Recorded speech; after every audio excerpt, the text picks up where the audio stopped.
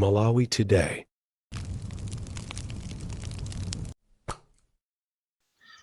Ndikupempheni ya Malawi kunena kuti mukamaona maaudio akuchedwa musamadere nkhawa chifukwa timafuna tizikupasirani real issues osakhala kungonena kuti tingonena ndi kunena chifukwa chofuna kunena kapena kufuna kutchuka. Ine ndikamatulusa nkhani ndimatulusa nkhani zokuti wina ake akamva azidabwa yekha kuti kodi imeneyi yaziwika bwanji. Activism ya ine siyolandira nayo ndalama kapena kuhongedwa. Ine ndimang'alula zinthu zimene zikuachita affect ya Malawi. Choncho mukayiona audio ikuchedwa timakhala kuti mwina pena ndi pena sitinalumikize ma issues komanso mwina machini mu studio sana agwire ntchito moyenerera, ndiye timakonza kujambula yoyamba nkuyifuta, kujambula yachiwiri ndi kuyifuta. Timafuna kuti Malawi mukamamva mudzidziwa kunena kuti nkhani dizeni zimene zikuchokera kwa DC. Ine ndi woopsa ndipo ndikamang'alula ndimang'alula sinimaopa wina aliyense. Muziko la democracy sindiopa, ndimangoyima pa chilungamo. Ndipo ya lero iso ndikuziwa kuti ena ndi ena andisakasaka kuti andimange nayo chifukwa ndiswa pa mchombo penipeni pa ziko la Malawi.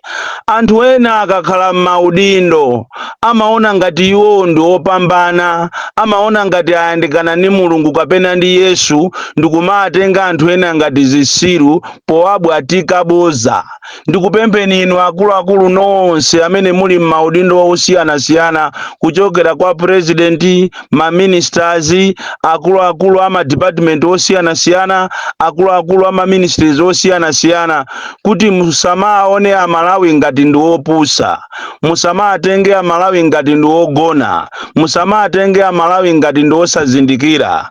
Ngati mwatopa ndi maudindo anu ndi ndalama zimene mukubazi mmene mukuyikiriyana kumbuyoku, kuli bwino kuchita resign. Munthu wanzeru amasiya kuvina dansi rekodija ili pa kolasi ndicho linga kuti pamawa asazayaluke. Izi mukupanga akuluakulu ena amboma kuphatikizako ku ame ndi ku polisi. There will be a day you be answerable chifukwa izafikapo siku la 40 limene inuyo muzayankhe mafunso. Ndamva chisoni kwambiri kuona Inspector General of Malawi Police akulikunkhutha boza, akunamiza mtundu wa Malawi kunena kuti wamanga anthu amene anapangisa zipolowe, amene ananyamula zikwanje, amene anavala mamaski, ndipo wamangapo ena ndi ena, ndipo akudikira kuti anthu apite nawo ku khoti. Amalawi ndafuna mumve zeni izi zimene zija zimene akunena Inspector General of Malawi Police ndi zonama. Ngati iwowo ine akunditchalenja abwere anditchalenje ndi mayina a anthu ndi anthu oso achite paredi. Anthu amene amangawo inu mmaziwa kuti ndi system ya polisi imati ikamanga anthu amene ndi zigawenga amachita paredi ndi kuajambula. Kodi ndi chifukwa chani apolisi sana ajambule anthu amene kuti anthu aja anavala mamaski aja ndi awa, anthu aja ankapita ku mademo kapena aja anapita pambowe ndikukakhapa anthu a DPP aja ndi awa. Limene lija ndi boza, Malawi musalikhulupirire. Ndipo ine ngati ndikunama iwo oso abwere andimange chifukwa paja amafuna ziopseza anthu powachita silence by arresting them. Ndipo ine am challenging you my Yoram kunena kuti ine ngati ndikunama zimene ndikunenazi mundimange, koma iniyo ndi mayi onama kwambiri mukunama. Munali ni meeting ku area Sate wiki yatha ndipo mutakambirana ku meeting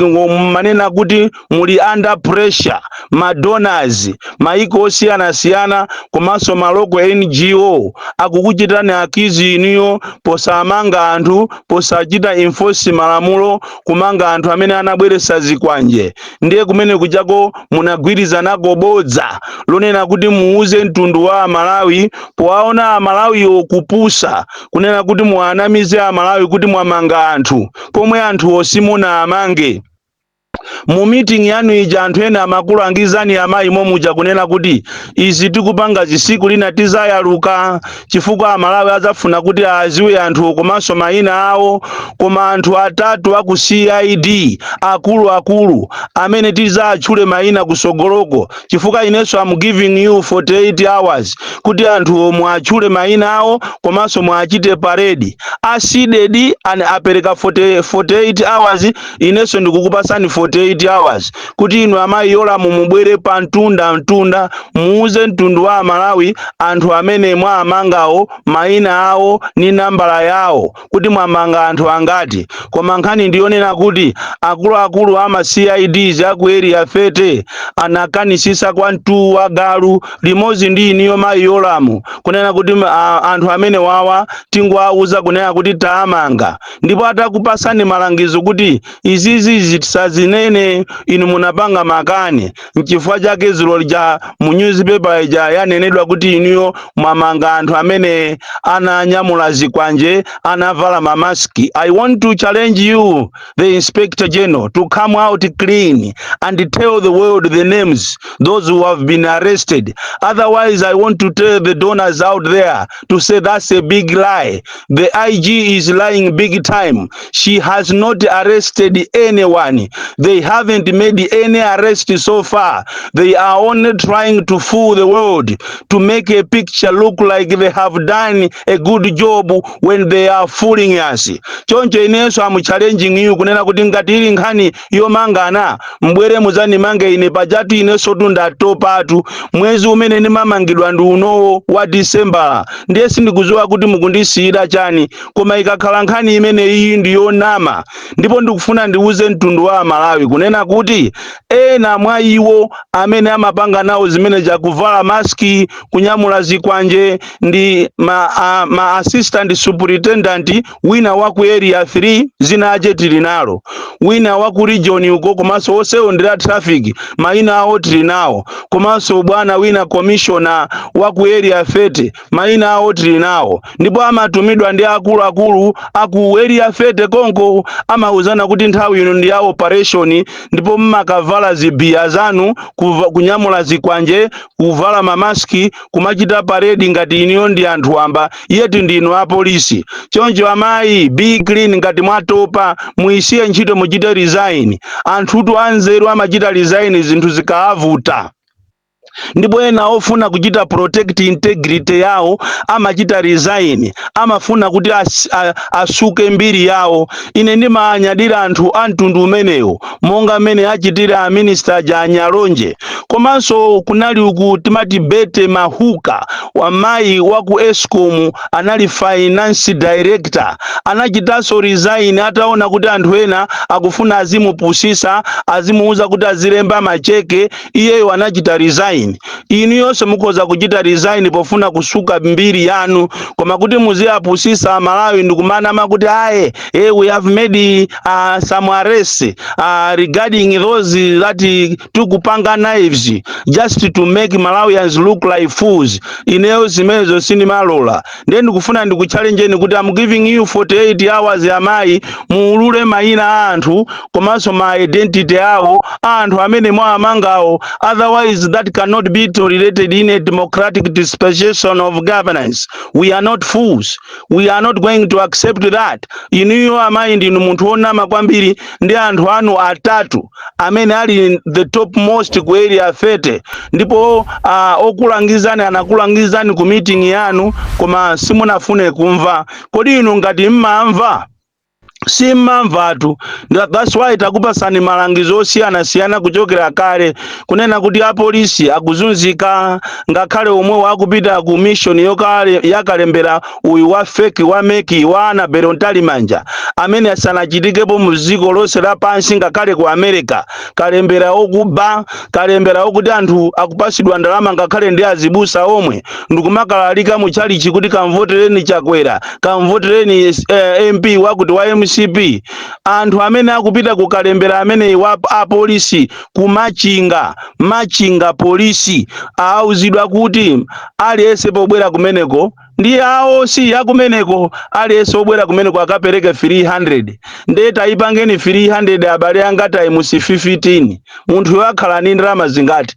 Apolisi apita ku Eastern Region Mangochi kukayendesa za chisankho anyamuka opambana 15 pa station yaku Machinga ndiye alamulidwa kuti aliyense pobwerera azapereke 300 koma bwana apa Machinga police ndi anthu azalemera bwa.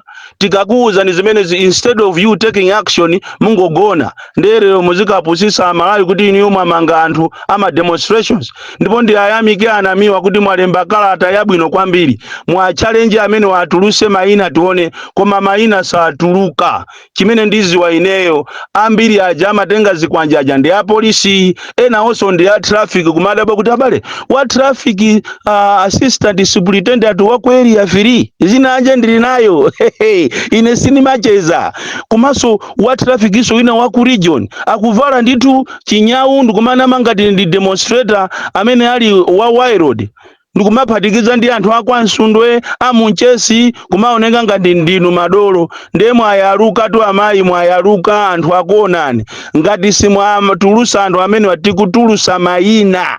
Ine tikulankhula pano ndili pasalimatu pasalima kapaka patenga sikuti sonzobisa raia olo kungoimba pa road block pano pakuti tamugwireni ameneyo akupita kuti andigwiratu kuma ichi ndi chilungamo chache chonena kuti osamapusisa Amalawi. Nthawi yopusisana kuno ku Malawi inatha monga mmene amanenera asogoleri ambuyomu amene anamenyera ziko lino ufulu. Mwachisanzo taonani Amalawi ena akufuna azitengedwa bengati akapolo boma kapena makoti alamula kunena kuti akuadimake alandire ndalama zawo. Inu mukapanga meeting usiku ndikukachalenja nkhani ja ku Supreme Court nkhani akhala ili mu court nthawi yonseyi yatengedwa pakana ku High Court anthu aja awina mwapangaso apiru awina apaso mene awinamo mukupanga pangaso apiru ku Supreme Court kufuna kuwazuza anthu akuadimaki amene munango achosa ntchito popanda chifukwa chonena kuti mufuna maudindo atenge ana anu muti atenge azibale anu azipwanu muzigawana mondrama muadimaki muziba adimaki ndija ina athaija minister wache ofoira ngati uyo palibe chimene akupanga nkhani za fetereza kulibe ku Malawi kunoko fetereza anatha akungopezeka apo fetereza ukampezaso kuti umugule mafumu ndi awo akumachaja 15,000 thumba limozi kuti ugule ku Malawi ukapolo udakalipobe.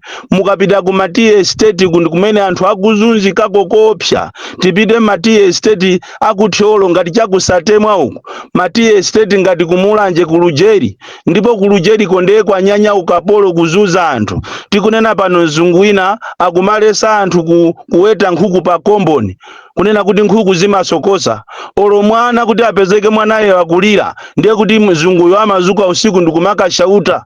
Why are you letting your baby cry? Malawi momunotu kuzunza na toka koma akulu alivyende kumangu yang'anira zimene zizi osawazuzula. Mzungu wina wa ku Lujeri akuzuza anthu pakana munthu wina wamangidwa kumene koko ma CID amutenga ulendo naye kwa mulanje pa polisi mwanjezamu mu wiki inoyo yachiwiri munthu amene yoyo ati amaenjezera anthu ma kgs umboni palibe kuti ampase bero ai kupita kuti apite naye ku koti ai ukapolo oka apolisi kukonda makobiri apolisi kukonda zinyengo ndengati akupanga wankulu yo kuli bwanji ana wankulu yo ndamene akuyambisa za chinyengozo ati kuthawa pressure imene akupereka maiko ni mabungwe kuthawa pressure imene apereka Amalawi yonena kuti bwanji analola anthu azikwanje kukasokoneza mademo ndelero alibwatika boza alipanirira boza lalikulu ati kuanamiza anthu kuti we have arrested them and we will take them soon to court. Zili zonama mutakhala pa meeting komasa munakhala lachitatu ku meeting yanu kulilongwe ku area sate ndiye mufuna mumunamize ndani Bon Calendar the DC mwana uopsha kwambiri the most deadly and dangerous child from Jeza village tiye mabuka box 76 Mulanje Malawi Southern Africa.